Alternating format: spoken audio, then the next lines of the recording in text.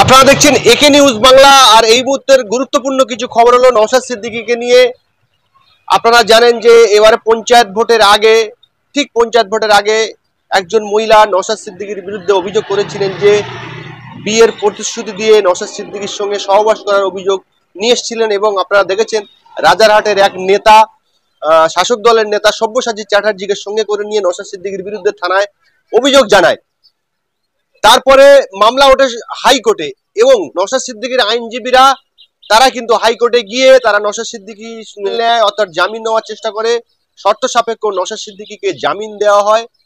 এই পর্যন্ত তো ঠিক ছিল, জামিন দেওয়া ছিল, কিন্তু কিছু সমস্যা অবশ্যই হচ্ছে। যারা নওশাদ সিদ্দিকীর ভক্ত বলে পরিচিত, যারা নওশাদ সিদ্দিকীকে ভালোবাসে বলে, যারা নওশাদ সিদ্দিকীকে কেয়ার করে, যারা নওশাদ সিদ্দিকীকে নিয়ে ভাবে, তাদের কিছু পোস্টে, কিছু ফেসবুক পোস্ট, কিছু ইউটিউব পোস্ট, কিছু হোয়াটসঅ্যাপ মেসেজ, কিছু মেসেঞ্জারে মেসেজ মহিলা অভিযোগ করেছিলেন সেই মহিলার বিরুদ্ধে এই লোকগুলো করতে থাকে। এবং এও দেখা গেছে যে যারা এইসব মহিলার ছবিগুলো বিকৃতি করে তার নম্বর দিয়ে তাকে কলগাল বলে পরিচয় করিয়ে তাকে ফোন করুন এই নাম্বারে, এরকমই করে বিভিন্নভাবে তাকে হ্যারেস করছেন।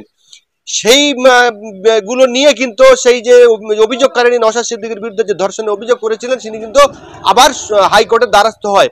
এবং গতকাল হাইকোর্ট থেকে যে রায় দিয়েছে যে এইগুলো যারা করছে এবং যদি নওশাদ সিদ্দিকীও এর মধ্যে ইনভলভ থাকে তাহলে কিন্তু লালবাজারের অফিসার, বউবাজার থানার অফিসারকে ডেকে কলকাতা হাইকোর্টে কিন্তু কড়া হুঁশিয়ারি দিয়েছে। আমরা যেটা জানলাম কড়া হুঁশিয়ারি দিয়েছে এবং যারা যারা এইগুলো করছেন তাদের কিন্তু কড়া হাতে ব্যবস্থা নেওয়া হবে। আপনারা জানেন, আপনারা হয়তো এই প্রশ্ন করবেন যে তো নওশাদ সিদ্দিকী করছেন না, করছে তো তার কোনো অনুরাগী, তার কোনো ভক্তরা।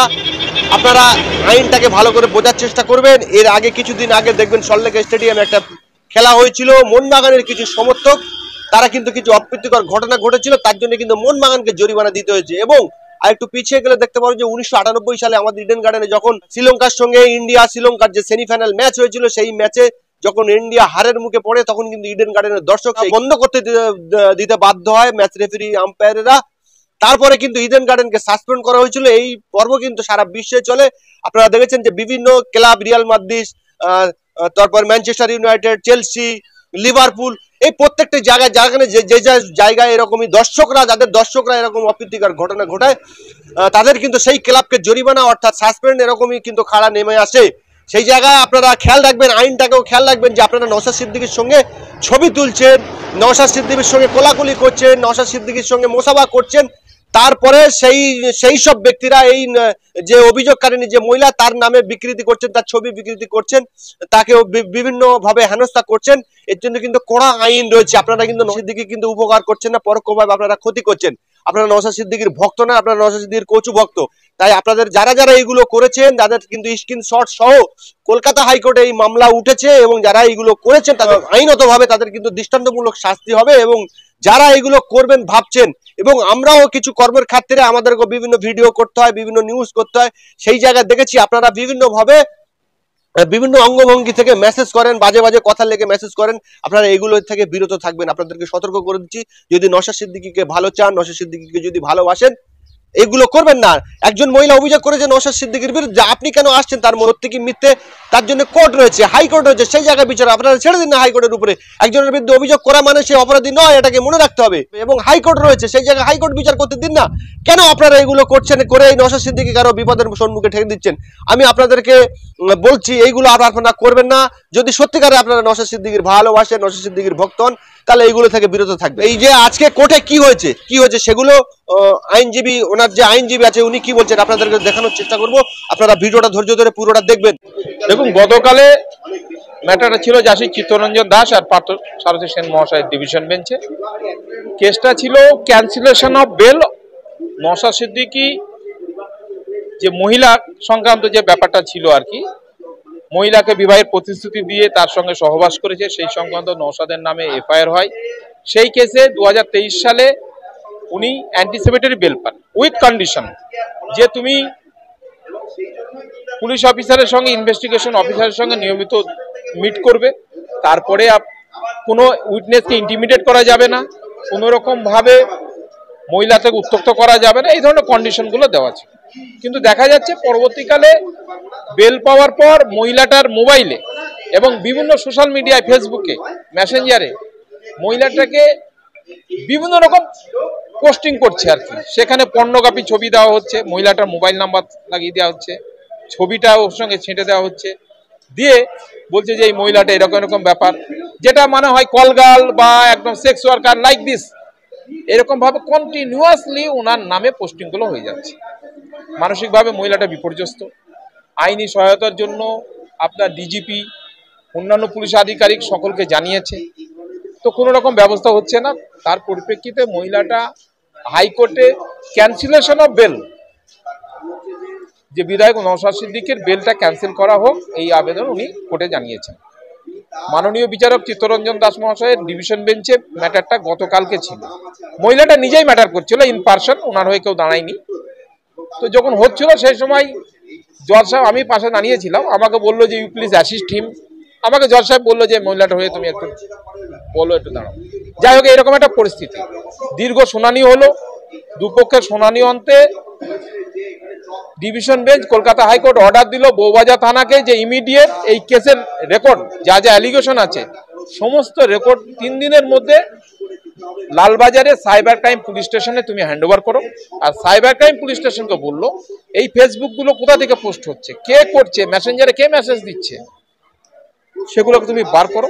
এটা অ্যান্টিসিপেটরি বেল হওয়ার পরে তারপর কারা করেছে তাদের বিরুদ্ধে যথোপযুক্ত ব্যবস্থা নেওয়া হবে। তো মহিলাটা তো ডাইরেক্ট বলছে যে নওশাদ সিদ্দিকী এই পোস্টগুলো করছে বা ওর অ্যাসোসিয়েটস, তো সেটা তদন্ত বিষয়। তো লালবাজার সাইবার ক্রাইম পুলিশ স্টেশনকে এন্টায়ার অ্যাসপেক্টটাকে অতি দ্রুত তদন্ত করে আগামী আপনার এপ্রিল মাসের 6 তারিখে আবার ডেটটা ফিক্সড করেছে ফর মানে রিপোর্ট, যে কি তুমি ব্যবস্থা নিলে। একদম হ্যাঁ, কোর্ট একটা মন্তব্য করলেন যে হয়তো নওশাদ সিদ্দিকী নিজে করছে না, কেউ হয়তো ওর নাম ভাঙিয়ে, হয়তো ওর নাম দিয়ে ওকে খারাপ করবার জন্য, ওর ইমেজটাকে নষ্ট করবার জন্য করতে পারে, এ ধরনের আলোচনাও একটা হলো। তো সেই জন্য অতি দ্রুত যারা যারা এই নোংরামিটা করছে, এই পোস্টিংগুলো করছে, মহিলাটাকে হিউমিলিয়েট করছে বিভিন্ন রকম ভাবে, outrage of modesty, moral outrage modesty বলুন আপনার, ওকে বিভিন্ন রকম ভাবে যেটা ওর মডেস্টিকে আউটরেজ করা হচ্ছে, সেই সংক্রান্ত দোষী ব্যক্তিদেরকে চিহ্নিত করা হোক। নওশাদ সিদ্দিকী হলেও ওকেও চিহ্নিত করা হোক, তাদেরকে ইন্টারোগেট করা হোক এবং তাদের বিরুদ্ধে যথাযথ ব্যবস্থা নেওয়া হোক। কি ব্যবস্থা নিল? হ্যাঁ, এটা যদি আপনার প্রমাণিত হয়ে যায় যে ওনার ইনস্ট্রাকশনে বা উনি নিজে এর মধ্যে জড়িত, সেই জন্য তো সাইবার ক্রাইম পুলিশ স্টেশনকে এই অর্ডারটা দেওয়া হলো স্পেশাল ভাবে, যেহেতু ওরা স্পেশালাইজড। বউবাজার থানার আইসি কে পার্সোনাল অ্যাপিয়ারেন্স করিয়েছিলেন কোর্ট। বউবাজার থানার অফিসার ইনচার্জ কোর্টে দাঁড়িয়েছিলেন, উনি হাত জোর করে বলছেন যে আমি few days back I have taken charge, I have no knowledge enough. তো সেই জন্য উনি মানে অজুহাত দেখালেন যে আমি কিছু বুঝতে পারছি না, আমি তো নতুন এসেছি, জানি না। জজ সাহেব ক্ষুব্ধ হয়ে ইনভেস্টিগেশনটা স্পেশালাইজ সেকশন অর্থাৎ লালবাজার সাইবার ক্রাইম পুলিশ স্টেশনে উনি হ্যান্ড ওভার করলেন। এর উদ্দেশ্যটাই হচ্ছে অপরাধীদেরকে চিহ্নিত করা এবং সাইবার ক্রাইমে তো এনাফ পাওয়ার আছে, ওদেরকে হেফাজতে নেবে, কাস্টোডিয়াল ইন্টারোগেশন করবে। এখানে যদি বিধায়ক নওশাদ সিদ্দিকী জড়িত থাকে তো ওনাকেও কাস্টোডিয়াল ইন্টারোগেশনে ফেস হতে হবে, এটা স্বাভাবিক। এই যে নওশাদ সিদ্দিকী একজন প্রতিনিধি এবং বেশ জনপ্রিয় প্রতিনিধি, উনি যদি এগুলো না করে থাকে, ওনার যদি কোনো ভক্তরা থাকে, তাহলে কি তার জন্য নওশাদ সিদ্দিকী শাস্তি পেতে পারে? দেখুন, ওনার ইনস্ট্রাকশনে কেউ যদি আউটসাইডার কিছু করে থাকে, উনি জানেন না, সেটা আলাদা ব্যবসা, তদন্ত সাপেক্ষ।